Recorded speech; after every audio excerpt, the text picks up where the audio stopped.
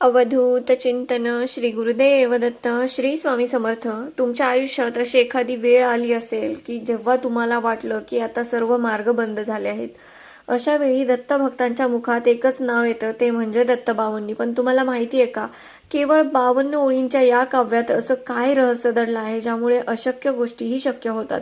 काय याला दत्तगुरूंचे सुरक्षा कवच मानलं जातं. आजच्या या व्हिडिओमध्ये आपण दत्तबावन्नीचा इतिहास, त्यातील चमत्कारिक शक्ती आणि ती म्हणण्याची योग्य पद्धत जाणून घेणार आहोत. तर चला मग सुरू करूया.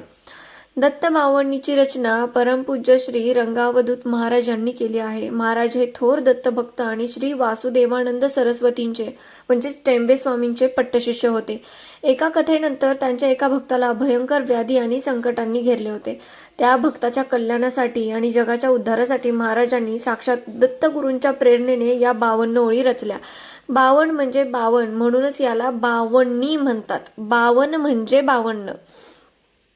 तर गुरुचरित्राचे सार. ज्यांना 7 दिवसांचा गुरुचरित्र सप्ताह करणं शक्य नाही, त्यांनी जर रोज श्रद्धेने दत्तबावन्नी म्हटली तर त्यांना गुरुचरित्राचं संपूर्ण फळ मिळतं. अवतारांचे स्मरण. यात श्रीपाद, श्री वल्लभ, श्री नृसिंह सरस्वती आणि दत्तगुरूंच्या मुख्य लीलांचा समावेश आहे. आणि मंत्रात्मक शक्ती तर यातील प्रत्येक ओळ एक मंत्र आहे. जसे की संकटी रक्षी दत्तदयाळ ही ओळ म्हणताच भक्ताला एक वेगळाच आत्मविश्वास मिळतो. आता अनुभव आणि फायदे याच्यातील. दत्तबावन्नीचे पठण केल्याने नक्की त्याचे अनुभव काय येतात, तर नकारात्मकता नष्ट होते. घरातील वास्तुदोष किंवा कर्णीबाधेसारख्या शंका ज्या असतात त्या दूर होतात. मानसिक शांती म्हणजे डिप्रेशन किंवा भीती वाटत असल्यास बावन्नीचे पठण रामबाण उपाय आहे.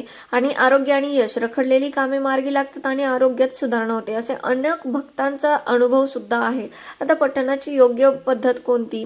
आता सकाळी अंघोळ केल्यानंतर किंवा संध्याकाळी दिवे लागणीच्या वेळी हा मंत्र दत्तबावन्नी तुम्हाला म्हणायचे आहे. समोर शुद्ध तुपाचा दिवा लावा किंवा तुम्ही तेलाचा लावू शकता.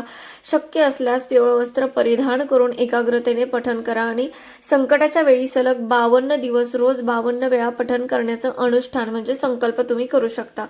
तर ही दत्तबावन्नी केवळ स्तोत्र नाही तर आपल्या गुरुरायांचा आशीर्वाद आहे. तुम्ही सुद्धा आजपासून या सेवेला सुरुवात करा आणि तुम्हाला आलेला अनुभव मला कमेंटमध्ये नक्की सांगा. व्हिडिओ आवडला असेल तर लाईक, शेअर करा आणि जास्तीत जास्त दत्तभक्तांपर्यंत हा व्हिडिओ पोहोचवा. अवधूत चिंतन श्री गुरुदेव दत्त श्री स्वामी समर्थ कमेंटमध्ये लिहायला विसरू नका. श्री स्वामी समर्थ.